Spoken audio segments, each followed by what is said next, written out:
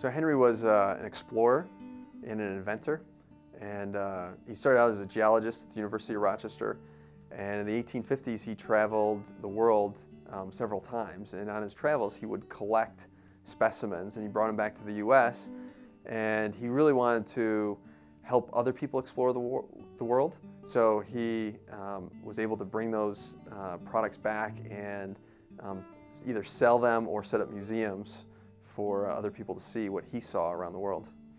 Henry Ward was first and foremost a scientist and an educator, and had been giving collections and selling collections to people across the country, but the first official sale of Ward's natural science was to Vassar College for a complete geological cabinet that they requested that he build for them.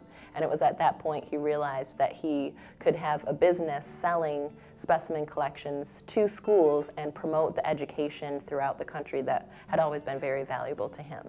Henry Ward founded Ward's Natural Science here in Rochester in 1862, and it's grown from a small collection of rocks and minerals to a warehouse of 350,000 square feet that we sell science products to schools across North America.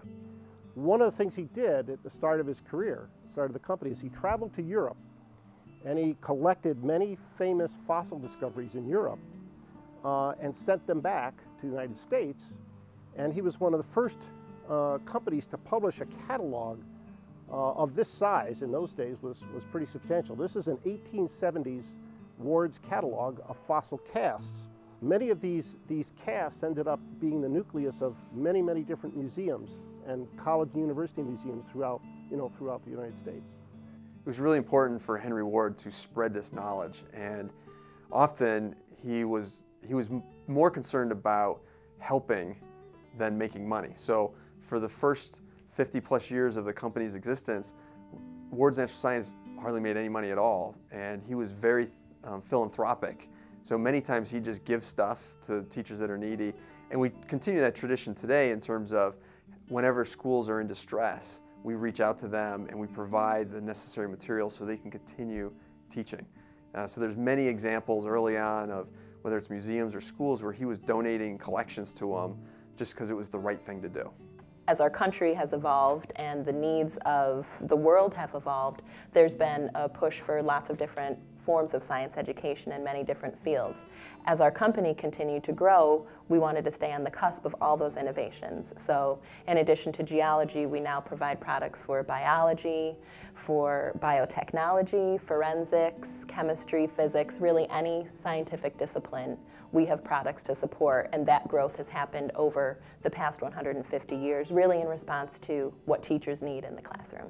Henry Ward was an innovator in this space, and he worked really hard to figure out how to display nature in a classroom.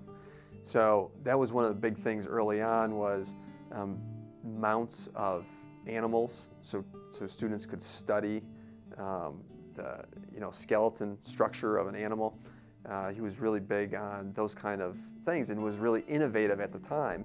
And over the last 150 years, we've continued that innovation and come out with new products on a regular basis. And even today's world, we're looking at how does the digital revolution change how science is taught, and we're actually on the leading edge of making that happen in the industry today. Henry Ward has really had a very lasting impact on geology, and particularly geology education in our country. To this day, we are still producing as a company teaching materials for schools and universities to help students in learn about earth science, rocks and minerals, that sort of thing. And his role in founding our company in that field was extremely important to the development of earth science education in our country. He traveled the world and he hung out with a lot of the popular figures at the time. So he was best friends with Buffalo Bill Cody, with P.T. Barnum.